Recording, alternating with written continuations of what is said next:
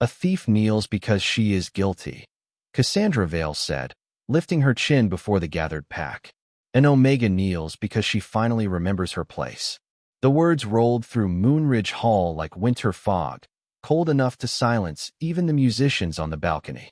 Emily Harper was already on her knees, not by choice, but because Damon Cross had dragged her to the center of the marble floor with a silver-white cord looped around her wrists, the kind used in old ceremonies to shame those accused of dishonoring the pack. It did not cut her skin, but it burned with humiliation. Every eye in the hall seemed to press against her at once. Alphas in dark formal coats, betas with their jeweled pins, omegas lined along the walls with their heads lowered, all watching the girl who had spent most of her life trying not to be noticed. Above them, beneath a crown of antlered iron and moonstone, King Alexander North sat motionless on the raised throne. The Alpha King of the Northern Territories did not lean forward. He did not speak. He only watched, and somehow his silence was colder than the snow falling beyond the tall glass windows. Emily forced herself to breathe, in through the nose, out through trembling lips. Her pale dress, the only formal one she owned, was damp at the hem from the slush outside. A thin strand of blonde hair had slipped from its braid and clung to her cheek. She wanted to push it away, wanted to look less like the broken thing they already believed she was, but her hands were bound in front of her, and the whole pack knew it. "Search her," Cassandra said softly, but the softness was worse than shouting. It sounded practiced, innocent, cruel in a way only polished people could afford to be. Damon reached into the pocket of Emily's worn cloak and drew out a silver ring set with a white moonstone. A sharp gasp lifted from the crowd. The Luna Ring, the ancient symbol of the woman who would stand beside the Alpha King. Emily's heart sank so quickly she felt the floor tilt beneath her. "That is not mine," she whispered. Damon smiled, but there was no warmth in it. 3 months ago, he had looked at her with that same expression when he rejected her before the training yard, choosing ambition over the quiet bond the moon had placed between them. Since then, he had called her many things: mistake, burden, rejected thing, but never once had he called her by her name unless he wanted it to hurt. "You expect us to believe the ring walked into your pocket?" he asked. Laughter scattered across the hall, small and sharp. Emily looked past him to the servants near the wall, to the elders who had known her parents, to the Omegas whose children she had fed when winter stores ran thin. No one stepped forward. No one said she was kind. No one said she had never stolen so much as a crust of bread. Fear kept them quiet, and fear had always been stronger than truth in Moonridge. Cassandra moved closer, her blue velvet gown sweeping the marble like a shadow pretending to be royal. "Poor Emily," she murmured, loud enough for everyone to hear. "Always wanting what belonged to someone else." Emily lifted her eyes then, not to Cassandra, not to Damon, but to the throne. For one breath, she met the gaze of King Alexander North. His eyes were a pale winter gray, almost silver in the torchlight, and they gave away nothing. No mercy, no anger, no belief, just stillness that hurt more than the accusation. Because some small, foolish part of her had hoped that a king might recognize injustice when it knelt before him. Damon's hand tightened around the ring. "Confess," he said. Emily swallowed the ache in her throat. Her voice came out quiet, but it did not break. "I will not confess to a lie."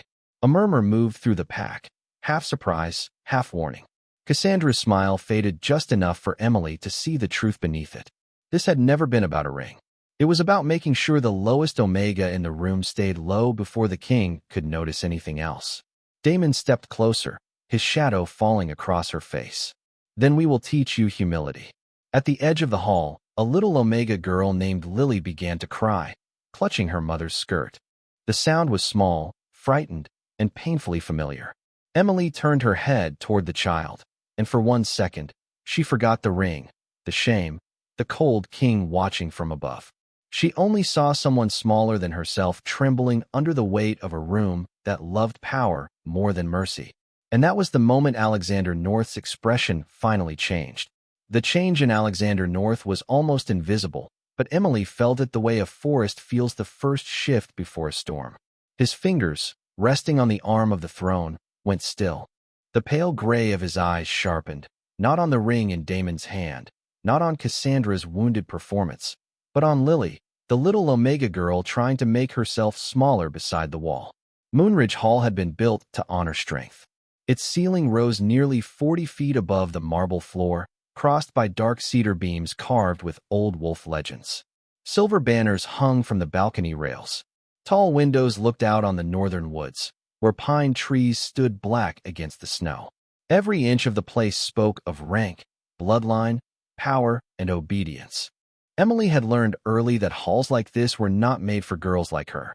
They were made for alphas whose voices carried, for betas whose family names opened doors, for daughters like Cassandra Vale, who could smile softly while ruining someone and still be called graceful. Emily had grown up at the edge of that world. Her parents had once owned a small house near the Eastern Trail, a quiet place with blue shutters and a garden full of white roses that bloomed late into fall. After they died in a border fever, the house passed into Pack custody, and Emily passed with it, not as family, not even as a ward, but as useful hands. She scrubbed floors, mended torn sleeves, carried firewood in the freezing dark, poured tea for women who spoke over her, as if she were furniture.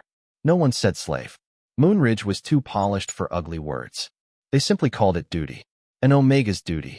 She had been 11 years old the first time someone told her to lower her eyes, because hope looked improper on a girl of her rank. By 16, she had mastered the art of being quiet. By 22, she could move through a crowded hall without brushing a sleeve, speak without taking up space, and swallow pain before it reached her face. But she had never learned how to stop caring. That was her flaw, the one thing the Pack could not discipline out of her. She cared for the elderly who forgot her name. She slipped extra bread to children whose mothers were too proud to ask. She stayed beside sick pups through long winter nights, pressing cool cloths to fevered brows while stronger wolves slept. Her hands had never held a weapon. They had held bowls, blankets, bandages, and frightened fingers. To Moonridge, that made her weak. To Emily, it was the only kind of strength she understood. "Do not look at the child," Cassandra whispered, stepping close enough that her perfume, sweet as sugared violets, made Emily's stomach turn. "Look at me when I am speaking to you." Emily dragged her gaze back.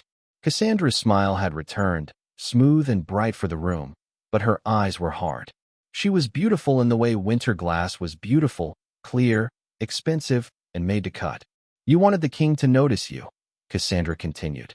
"Now he has." A few people laughed again, but not as loudly this time. Something in the air had shifted. Even Damon seemed to sense it, though pride kept him from turning toward the throne. Emily felt the old lesson rise inside her. Stay small. Stay quiet. Survive the moment. But Lily was still crying, and every small sob seemed to strike the marble harder than any accusation. Emily's wrists trembled against the ceremonial cord. "Please," she said, her voice low. "Let the child leave the hall." Damon blinked, surprised that she had spoken at all. Cassandra's expression tightened. "You are accused of stealing a royal heirloom, and that is your concern?" Emily looked at Lily, then at the Pack that had taught her mercy was a luxury. "She is scared," Emily said. "She did nothing wrong." For a heartbeat, the hall forgot to breathe. Then, from the throne, came the soft sound of Alexander North standing. The sound of the Alpha King rising was not loud. It was only the faint brush of dark fabric, the quiet shift of boots against the platform, the soft warning of power entering the room. Still, every wolf in Moonridge Hall felt it. Conversations died before they could become whispers. Even the fire in the iron sconces seemed to steady, as if flame itself knew better than to flicker without permission. Emily did not look up at first. She had spent too many years training her body to avoid the attention of powerful men, and Alexander North was the most powerful man within 500 miles of snow, forest, and stone. The Northern Crown had ruled through storms, rebellions, and hunger winters. Children were taught his name before they were taught the Old Moon prayers. The Frost King, the Wolf of Northreach, the Alpha who had united 7 territories before he turned 30. But to Emily, in that moment, he was only a pair of silent boots descending the steps toward the marble floor. One step, then another. Damon's smile faltered. Cassandra turned quickly, gathering her velvet skirts as if preparing to receive praise, but Alexander did not look at her. He looked at Lily, still crying near the wall, and then at Emily, kneeling with her wrists bound and her chin lifted by a courage that seemed too fragile to survive the room. "Your Majesty," Cassandra said, her voice honeyed and careful. "I apologize that you had to witness such disgrace on a night meant to honor your search for a Luna." Alexander stopped halfway down the steps. "Disgrace," he repeated. The word was low, measured, almost gentle. That made it more dangerous. Cassandra smiled, encouraged by the fact that he had spoken at all. "Yes, a theft from the royal table. A public insult to your crown. Damon acted only to protect your honor." Damon straightened, trying to make his posture worthy of the king's approval. Emily stared at the floor, at the pale reflection of the torches trembling across the marble. "Protect your honor." She almost laughed, but the sound would have come out broken. Honor had not been protected when Damon rejected her 3 months ago in the training yard while half the pack watched. It had been early spring then, the snow melting into gray puddles along the fence. She had gone there because the bond had pulled her, soft and confused and hopeful, toward the young alpha she had known since childhood. Damon had looked at her for one full second, just long enough to recognize what she was to him, then stepped back as if her very presence embarrassed him. He had said the rejection words clearly, formally, with Cassandra standing behind him in a blue riding coat and the other trainees pretending not to stare. Emily had accepted because refusing would only make him crueler. The bond had loosened like a thread pulled from fabric, and she had walked home alone with both hands pressed to her chest, not because she wanted to hold herself together, but because she truly believed something inside her might fall out. After that, the pack changed the way it looked at her. Before, she had been invisible. After, she became a lesson. Mothers warned their daughters not to end up like Emily Harper. Young wolves smirked when she passed. Elders shook their heads and called it unfortunate, as if her heartbreak were bad weather. Cassandra sent her errands that made no sense, just to watch her obey. Damon never apologized. He only seemed offended that she continued breathing in the same spaces he occupied. Now he stood above her with the lunar ring in his hand, pretending righteousness fit him better than guilt. Emily drew in a slow breath. The scent of pine smoke filled her lungs. Somewhere outside, wind pushed snow against the tall windows. Did she confess? Alexander asked. Damon blinked. "Not yet, Your Majesty." "Not yet," Alexander said, and the quiet repetition made Damon's face pale. Cassandra's fingers tightened around the lace at her sleeve. "She is stubborn," she said quickly. Omegas like her often mistake silence for innocence. For the first time, Alexander's gaze moved fully to Cassandra. The hall seemed to shrink around that look. "And women like you," he said softly, "often mistake an audience for truth." Emily's heart stumbled. Cassandra's smile froze. Damon shifted beside her, suddenly uncertain. But before anyone could answer, Lily slipped from her mother's grip and took one trembling step toward Emily. "She did not steal it," the child whispered. Her voice was tiny, but in the silence of the hall, it carried. Emily's eyes widened. "Lily, no," she breathed, afraid for her, afraid of what the pack did to anyone who defended the unwanted. Cassandra turned sharply. Damon reached for words, but none came fast enough. Alexander looked at the little girl, and the coldness in his face eased by the smallest measure. "Come here, child," he said. Lily shook her head, tears bright on her cheeks. Instead, she pointed at Cassandra with one small finger. "I saw her put it there." Lily's words landed softly, but they broke the room more completely than any shout could have. For one suspended breath, no one moved. The child stood in the open space between the wall and the throne, her small hands clenched in the sides of her pale yellow dress. Her face wet with tears she was trying very hard to stop. Emily felt her own fear turn sharp, not for herself anymore. For Lily. For the tiny brave voice that had stepped into a hall full of adults who had already chosen convenience over truth. Cassandra recovered first. "The child is confused," she said, giving a light laugh that sounded too thin to be real. "She must have misunderstood what she saw. Children imagine things when they are frightened." Lily's lower lip trembled, but she did not take back the accusation. Her mother reached for her, terrified, but Alexander lifted one hand, not harshly, simply enough to still the movement. "Let her speak," he said. Those 3 words changed the shape of the hall. Emily had never heard a king give space to an Omega child before. Not in public. Not before alphas. Not when the truth could inconvenience someone important. Lily looked at Emily as if asking permission. Emily wanted to tell her to run, to hide, to forget what she had seen and stay safe. But Lily had already risked too much for a lie to swallow her now. So Emily did the only thing she could. She gave the child the smallest nod. Lily drew a shaky breath. Miss Cassandra was near the cloak table, she whispered. I was under the table because I dropped my ribbon. She took the shiny ring from her sleeve. She wrapped it in a white cloth. Then she put it in Miss Emily's pocket. A murmur rolled through the pack, low and uneasy. Not laughter this time. Not mockery.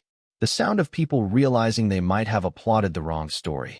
Cassandra's cheeks flushed, but her voice stayed smooth. That is absurd. Why would I hide the lunar ring in a servant's cloak?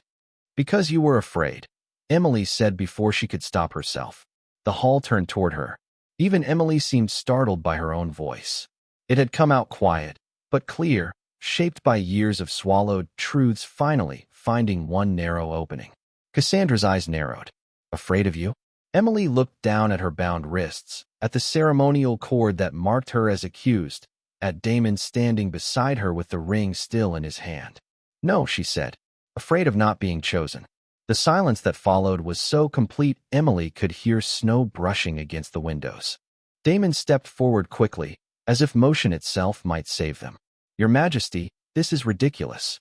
The word of a child and a rejected Omega cannot outweigh the honor of Cassandra Vale. Alexander descended the last step from the platform. He was taller than Damon by several inches, broad-shouldered beneath a long black coat lined in dark fur, his silver blonde hair tied loosely at the nape of his neck. He did not need to raise his voice. The room leaned away from him anyway. Honor does not become heavier because it is spoken by an alpha, he said.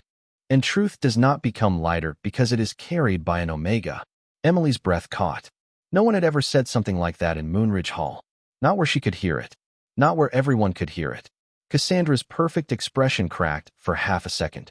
Then she turned toward Alexander with wounded elegance, pressing one hand to her chest. My king, I have prepared my entire life to serve the Northern Crown.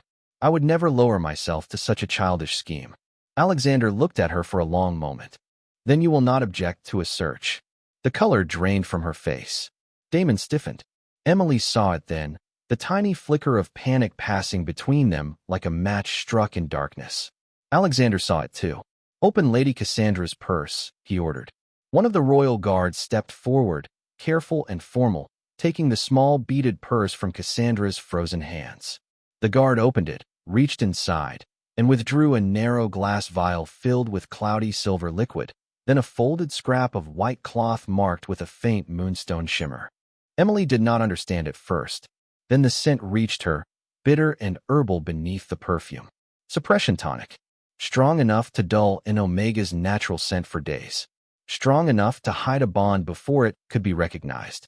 The elders began whispering. Cassandra took one step back. Damon looked suddenly, as if the marble beneath him had vanished. Alexander's gaze moved from the vial to Emily, and something in his face shifted again, deeper this time, as if a door long frozen shut had opened in him. Emily felt heat rise behind her eyes. All those years of being told she had no true scent, no pull, no worth. All those years of believing even the moon had passed over her quietly. Cassandra had not merely framed her. Someone had been hiding her, and the king had just realized it. The vial looked small in the royal guard's gloved hand, almost harmless, no longer than Emily's little finger. Yet it changed the past with a cruelty that made her feel unsteady. Every morning, she had blamed herself for waking without the warm, unmistakable scent other Omegas carried when their wolves began to mature. Every ceremony where no one looked twice at her, every whispered judgment, every pitying glance from elders who said the moon must have forgotten her, all of it rose inside her at once. Not as anger first, but as grief. A quiet, stunned grief, so deep she could barely breathe around it. That is medicine, Cassandra said quickly. Nothing more. Many ladies carry tonics. Alexander did not take his eyes off the vial. This is not medicine. His voice was calm, but something beneath it made the torches tremble. This is royal-grade suppression extract. It is illegal outside Crown infirmaries. The hall answered with a wave of shocked whispers. Emily stared at Cassandra, trying to understand how far the lie went. Days, weeks, years. Had Cassandra done this alone, or had others known? Damon shifted, and the movement drew Alexander's gaze like a blade of winter light. You knew, the king said. Damon's jaw tightened. I knew she was unsuitable. That is not what I asked. Damon looked toward Cassandra, then away. It was enough. Emily felt the room tilt again, but this time it was not shame pulling her down. It was the weight of realizing that her life had been shaped by hands she had never seen. The rejection, the silence of her wolf, the emptiness where a mate bond should have bloomed. Even Damon's disgust had been built on a theft he had helped protect. Lily began to cry again, softly this time, frightened by the storm gathering in adult faces. The sound reached Emily through the ringing in her ears. She turned her head, and the sight of the child's fears steadied something inside her. Pain could wait. Truth could wait. A child should never have to stand alone in a room like this. Emily tried to rise, forgetting the cord around her wrists. She wavered, and the ceremonial silver slipped against her hands, cold and humiliating. Lily, she said gently. It is all right. Damon stepped in front of her before she could move farther. Stay where you are. For one heartbeat, Emily saw the same old Damon, the one who expected her to shrink at the sound of his voice. But then Lily stumbled backward, bumped the tall candle stand beside the wall, and sent one heavy candle tipping into the hanging curtain. The flame caught the silver-threaded fabric with a bright hiss. It was not a roaring blaze, but silver fire was dangerous to werewolves even when small. The crowd recoiled at once. Someone gasped. Someone called for water. Lily froze beneath the curtain's shadow, too scared to move. Emily did not think. She slipped her bound hands beneath the loose cord, twisted free enough to move, and crossed the few feet between them faster than anyone expected an Omega to move. Look at me, she whispered, placing herself between Lily and the falling sparks. Not the fire. Not them. Just me. The heat brushed Emily's sleeve, sharp and stinging, but she kept her voice soft. She pulled the child close with careful arms and guided her away from the curtain as a guard smothered the flame with a heavy cloak. It lasted only seconds. No one was seriously hurt. But in those seconds, the entire hall saw what Emily chose to do when every person in power had chosen themselves. She was shaking by the time she reached the open floor again, Lily tucked safely against her side. A faint mark glowed along Emily's wrist where the cord had rested, silver white and delicate as moonlight through frost. The lunar ring in Damon's hand answered with a pulse of pale light. Damon looked down, startled. Cassandra went still. Alexander moved at last, not toward the ring, but toward Emily. His expression was no longer unreadable. Something fierce and almost wounded lived behind his eyes. The closer he came, the brighter the ring glowed, until its light spilled over Damon's fingers and painted the marble around Emily's knees. A scent unfolded in the hall, soft at first, then undeniable. Snow on pine branches. White roses after rain. A warmth hidden beneath years of winter. Emily felt it too, rising from her own skin like a memory returning home. Gasps broke around her. The elders bowed their heads in disbelief. Alexander stopped only a few feet away. For the first time since entering Moonridge Hall, the Alpha King looked less like a ruler carved from ice and more like a man struck by destiny. Release her, he said. Damon did not move. Alexander's eyes darkened. Now, Damon's hand tightened around the lunar ring as if holding it could still make the truth belong to him. The light spilling from the moonstone trembled against his skin, pale and accusing, while the scent blooming around Emily grew stronger with every breath she took. Snow, pine, white roses. The hidden language of a soul no longer buried beneath someone else's lie. Emily stood with Lily pressed safely against her side, her wrists marked by faint silver lines, her heart beating so hard it seemed to echo through the marble beneath her feet. She wanted to understand what was happening, but understanding felt too large, too bright, too impossible. All her life, she had been told she was empty. Now the ancient ring of the northern crown was shining for her. Damon, Alexander said, his voice low enough that it did not need to be loud. Give me the ring. Damon swallowed. Around him, the pack had gone still in the way prey went still when the forest stopped pretending it was safe. Your Majesty, there must be an explanation. There is. Alexander stepped closer. And you are standing inside it. Damon's face flushed. He glanced toward the elders, toward Cassandra, toward the crowd that had laughed with him only minutes ago. But laughter was easy when power approved of it. Now power had moved. Now every smile had vanished. Slowly, Damon placed the ring into Alexander's open palm. The moment the moonstone touched the Alpha King's hand, the light flared, not harsh, not blinding, but warm and silver like dawn reflected on fresh snow. It stretched across the floor in a narrow path until it reached Emily's feet. Lily gasped softly. Emily looked down. The light climbed the hem of her dress, touched her bound wrists, and the ceremonial cord loosened on its own, slipping away as if ashamed to hold her any longer. A trembling sound moved through the hall. Some called it a miracle. Some called it old magic. Emily did not call it anything. She only rubbed her wrists and tried not to cry in front of people who had waited years to see her break. Alexander saw the effort. His expression changed again, not softer exactly, but more human. "Miss Harper," he said, and the simple use of her name felt like a door opening. "Did you know you were being suppressed?" Emily shook her head. Her voice came out small. "I thought I was just wrong." Something passed over his face then, so quick most of the hall might have missed it. Pain. Not pity. Pain, as if her answer had reached a place beneath his armor. "You were never wrong," he said. Cassandra let out a shaky laugh.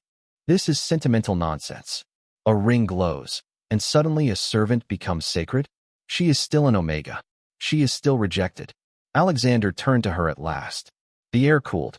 She was rejected by a man who could not recognize what stood before him. Damon lowered his eyes. Cassandra's breath caught, but Alexander was not finished. And she was judged by a pack that mistook cruelty for order. The words struck deeper than any punishment could have. Elder faces tightened. Betas looked at the floor. The Omegas along the wall lifted their heads one by one, cautious as flowers after frost. Emily felt their eyes on her, but this time, not with mockery, with wonder, with fear, with the terrible hope that if she could be seen, perhaps they could be seen too. Alexander extended the Luna ring toward her, but he did not force it into her hand. "This belongs only where the moon allows it to rest," he said. "Will you touch it?" Emily stared at the ring. Her fingers shook. Lily slipped her small hand into Emily's, giving courage back in the only way a child could. Emily reached forward and touched the moonstone. The hall filled with silver light. High above, the carved wolves along the cedar beams seemed to awaken in the glow. The old crest behind the throne answered with a deep pulse, and from beneath Alexander's collar, a dark mark flickered briefly against his skin before he covered it with his hand. Emily saw it. So did Cassandra. Alexander went very still. The ring had not only revealed Emily. It had revealed the secret the Northern Crown had carried in silence. The Frost King was cursed, and the Omega they tried to shame was the first person whose touch had made the darkness retreat. The mark beneath Alexander's collar vanished almost as quickly as it appeared, but not before the hall understood that it had seen something forbidden. A shadow, shaped like black frost, had crawled along the Alpha King's skin and pulled back when Emily touched the Luna ring. No one spoke. Even Cassandra looked afraid now, not for Emily, not for the child, but for herself, because secrets were dangerous things in royal halls, and this secret belonged to a king. Alexander lowered his hand from his collar with deliberate calm. If shame touched him, he did not show it. If pain moved through him, he locked it behind the same winter stillness that had made the North obey him for years. But Emily had seen his eyes. For one breath, he had not looked like the feared ruler of 7 territories. He had looked like a man who had been carrying something alone for too long. "Your Majesty," Cassandra said carefully, her voice thin as cracked glass. "Perhaps the Omega's strange magic has affected the ring. Perhaps she is dangerous." Emily's fingers curled around Lily's hand. The old fear rose again, automatic and bitter. Dangerous. It was strange how quickly powerful people changed their words when weakness became something they could not control. A few minutes ago, Emily had been worthless. Now she was a threat. Damon seemed to catch the opening. "She should be confined until the royal healers examine her," he said, trying to sound loyal instead of desperate. "For your safety, my king." Alexander looked at him. "My safety." Damon lowered his head. The curse reacted to her. The word curse passed through the room like a cold draft. Several elders flinched. The royal guards did not move, but their hands tightened at their sides. Emily felt Lily press closer. So the whispers were true. The Frost King, the untouchable ruler of the North, was not made of ice after all. Something dark lived beneath his skin, something everyone feared enough to pretend they had not seen it. Alexander did not deny it. That silence was braver than any denial could have been. Yes, he said. The hall inhaled as one. The curse reacted to her. It retreated. His gaze moved to Emily, and this time there was no throne between them, no height, no performance. Only a man standing before the woman his world had tried to erase. That is not danger, he said. That is proof. Cassandra stepped back. Proof of what? That the moon chose better than all of you. The words landed with quiet force. Emily felt them somewhere beneath her ribs. Not because they made everything right. Nothing could erase years of being made small. But they placed a hand on the truth and refused to let it be buried again. Alexander turned to the royal guard holding Cassandra's purse. Seal the vial. The court will examine it. Then he looked at the Moonridge elders. And every record of Emily Harper's service, punishment, housing, and medical care will be delivered to my council before dawn. The elders bowed quickly, fear plain on their faces. Cassandra's mask finally slipped. You cannot believe her over me. My family has served Moonridge for generations. Then your family should have taught you that rank is not permission to destroy the innocent. Damon moved as if to speak, but Alexander raised one hand. You rejected her. Damon froze. Emily's breath caught. She had thought that wound was private, even though the whole pack had watched it happen. Hearing the king name it made her chest ache. I did, Damon said stiffly. Because she was defective. Alexander's eyes hardened. No. Because her scent was hidden. Because her bond was stolen before it could speak. Because you wanted power more than truth. Damon had no answer. Around the hall, heads lowered. Some from shame. Some from fear. Some because the world they had trusted was being unmade in front of them. Alexander stepped toward Emily and held out the Luna ring again. This does not bind you unless you choose it, he said quietly. That shocked her more than the light, more than the curse, more than his defense. Choice. No one in Moonridge had offered her that word in years. Emily looked at the ring, then at Lily, then at the Omegas along the wall watching her, as if her next breath mattered to them. Her voice was barely above a whisper. I do not know how to be what everyone wants me to be. Alexander's expression softened, just enough to warm the winter in his face. Then do not be what they want. He lowered his hand, not taking her answer, not demanding anything. Be what you are. And for the first time that night, Emily stood without being ordered, without being pulled, without lowering her eyes. Emily rose slowly, as if her body did not trust the floor to hold her. For years, standing tall had felt like an act of disobedience, something that invited correction, laughter, or another reminder of where she belonged. Now the whole hall watched her straighten her shoulders while the Luna ring glowed between her and the Alpha King, and the silence around her no longer felt empty. It felt waiting. Lily stayed close, one small hand tucked inside Emily's palm, but even the child seemed calmer now. The fear had not vanished. It had simply found shelter. Emily looked at Cassandra first, not with hatred. That surprised her. She had imagined that truth would taste like revenge, hot and sharp and satisfying. Instead, it felt heavier than that. Cassandra stood pale beneath the chandeliers, her perfect blue gown suddenly too bright for the ruin around her. Damon kept his eyes lowered, no longer the proud alpha who had dragged Emily before the pack. They looked smaller now, not because Alexander had threatened them, but because their cruelty had lost its audience. I want Lily taken back to her mother, Emily said. Her voice trembled, but it carried. The royal guard looked to Alexander for permission. Alexander did not answer for her.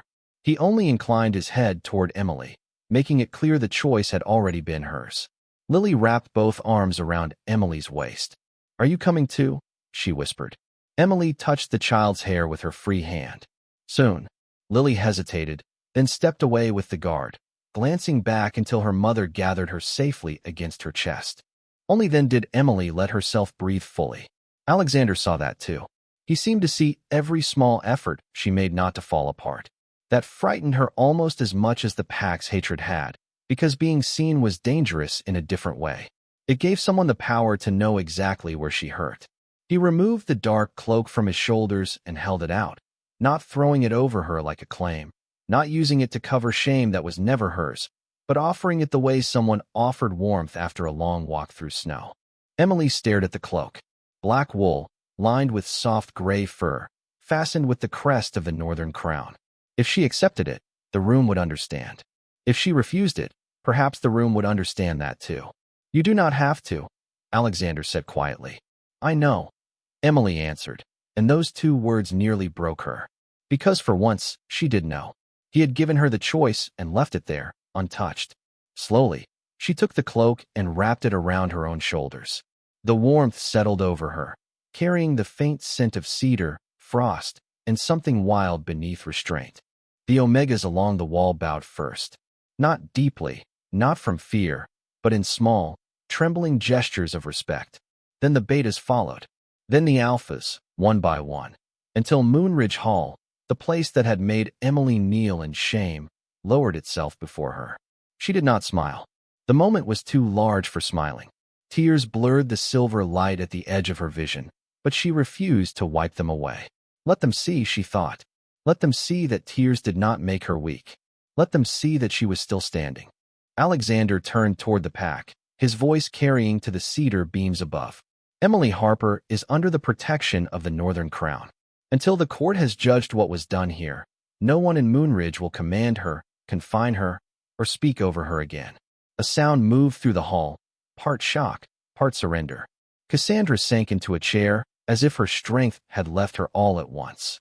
Damon looked as though he wanted to object, but there was no place left for his pride to stand. Emily should have felt victorious.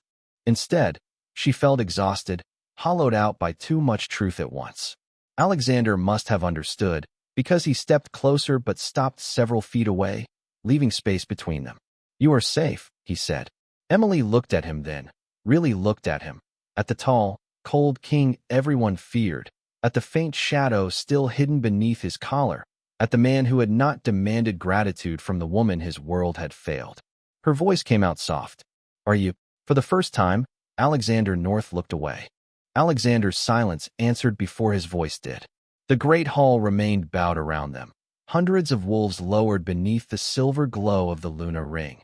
Yet Emily felt only the space between herself and the king. Safe. He had given the word to her as if safety were a cloak, a law, a promise strong enough to stand against years of fear. But when she asked if he was safe, the winter in his eyes faltered. Not much, just enough for her to see the truth. No, Alexander said at last. The honesty moved through the hall like a bell struck underwater. Several elders lifted their heads in alarm. Cassandra looked up from her chair, pale and watchful. Damon stayed frozen near the center of the room, still surrounded by the consequences of his own choices. Alexander ignored them all. His attention stayed on Emily. The curse has been part of my bloodline for 7 years, he said. It began after the last Northern War. Royal healers slowed it. Priests named it. Alphas feared it. No one has ever made it retreat. His gaze dropped to the ring glowing in her hand. Until you. Emily felt the weight of every eye return to her, but it no longer crushed the way it had before. It pressed, yes, but not with mockery. With fear. With need.